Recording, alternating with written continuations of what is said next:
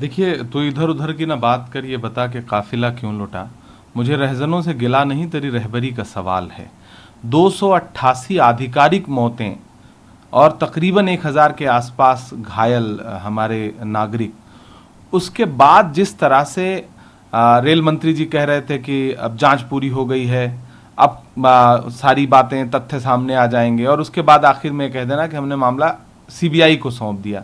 ये तो सीधे सीधे टाल मटोल वाली बात है। इतने संवेदनशील मुद्दे पर कभी फोटोशूट और कभी फिर नारे लगवाना और कभी खुद नारे लगाना। मैं आज सुबह विजुअल देख रहा था रेल मंत्री जी का, जिसमें वो नारे लगा रहे थे, तो दरअसल वो नारे कम कवच ज्यादा लग रहे थे कि किस तरह से कवच लगा दिया जाए। जो असली कवच जो है वो ट्रैक और ट्रेनों में लगाना था।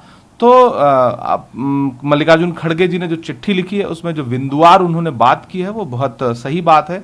कैग की रिपोर्ट जो कहती है उस पर प्रधानमंत्री जी जवाब कब देंगे। और सबसे महत्वपूर्ण बात यह है कि इतनी मौतों के बाद अब तक रेल मंत्री का इस्तीफा क्यों नहीं हुआ। प्रधानमंत्री जी वहां खुद पहुंचे और खुद पहुंचने के बाद उन्होंने रेल मंत्री को अब तक क्यों नहीं बर्खास्त किया, या नैतिकता जैसी अगर कोई चीज है तो रेल मंत्री जी ने जिम्मेदारी लेते हुए उस पद को छोड़ा क्यों नहीं। हरी झंडियां प्रधानमंत्री दिखाते हैं रेलों को, लेकिन सब कुछ जिम्मेदारी लेने के लिए रेल मंत्री को आगे कर दिया जाता है, लेकिन फिर भी रेल मंत्री के अंदर की नैतिकता नहीं जागती। हम राजनीति नहीं कर रहे हैं इस मुद्दे पर, यह सैकड़ों मौतों का सवाल है। मुझे लगता है कि जवाबदेही तय होनी चाहिए। 288 मौतों का जिम्मेदार कौन है, उसके लिए तुरंत सरकार को यह बताना चाहिए कि कौन जिम्मेदार है और किस पर कार्रवाई हुई है।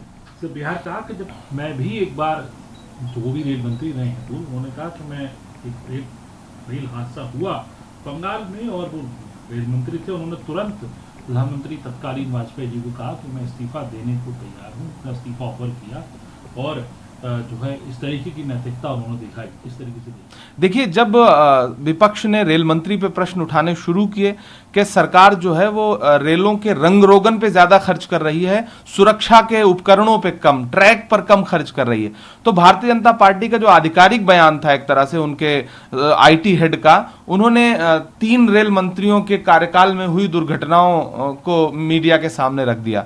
एक ममता बनर्जी जी, दूसरा नीतीश कुमार जी, जबकि वो ये भूल गए कि ये दोनों रेल मंत्री जो है भाजपा सरकार के दौरान ही, एनडीए सरकार के दौरान ही रेल मंत्री थे। तो भाजपा लगातार अपने आप का कवच बनाने के चक्कर में अपने पूर्व प्रधानमंत्री के कार्यकाल की दुर्घटनाओं को सामने रखते हुए भूल जाती है कि नरेंद्र मोदी जी की इमेज बिल्डिंग कैसे होगी। तो तब भी नैतिकता दिखाते हुए नीतीश जी ने इस्तीफा दिया था। इससे पूर्व में लाल बहादुर शास्त्री जी ने जो उदाहरण देश के सामने प्रस्तुत किए हैं। आखिर अश्वनी वैष्णव जी जो बड़ी बड़ी बातें अब तक कर रहे थे पीआर को लेकर के, एक दिन पहले भाजपा के आधिकारिक ट्विटर हैंडल पर वंदे भारत को लेकर के जिस तरह से पीआर चल रहा था, भारतीय जनता पार्टी का पूरा पीआर जो है वो लोगों की जान बचाने में असफल है। और मुझे लगता है कि जवाबदेही तय तो होनी चाहिए। देश जानना चाहता है कि इन 288 मौतों का जिम्मेदार कौन है। इसे एक्ट ऑफ गॉड कह करके आप बच नहीं सकते हैं। यह महज दुर्घटना नहीं है, यह चूक है, और वो चूक क्यों हुई है, जिम्मेदार कौन है, उसकी जवाबदेही तय होनी चाहिए।